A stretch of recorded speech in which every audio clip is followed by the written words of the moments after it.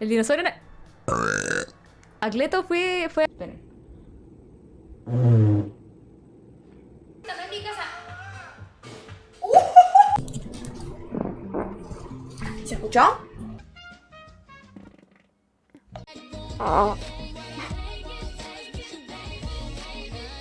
¡Hostia! ¡Casi me cago! Y tengo un pedo. Ese lo tenía atorado desde las 6 de la mañana, güey.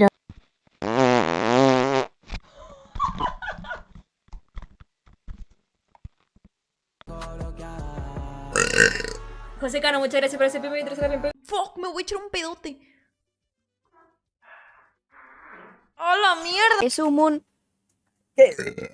pan que te... El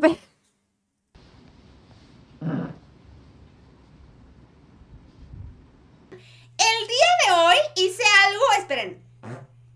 Los TQM... ¿Qué es lo más lindo que les voy a decir? Esto.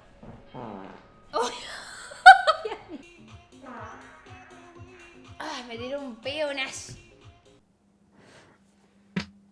Perdón.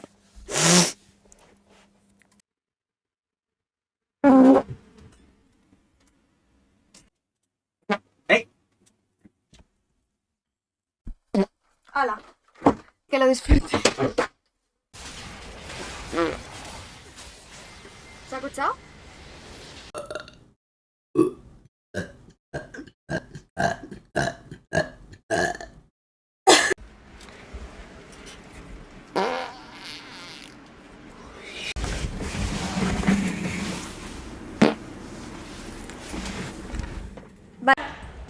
Y a ver. Me recagué. No sé si se escuchó, pero chicos, me hizo así lo que hace. Me da un pedo. La raíz de candela es mejor. ¡Te la dedico, te la dedico, te la dedico, te la dedico! ¡Gol! Hype hit, hype hit. Aquí va. Gracias. Para la izquierda. Eso para ti. Madre mía, espero que eso no haya venido con regalo.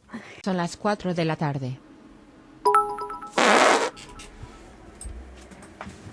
Un momento, chat.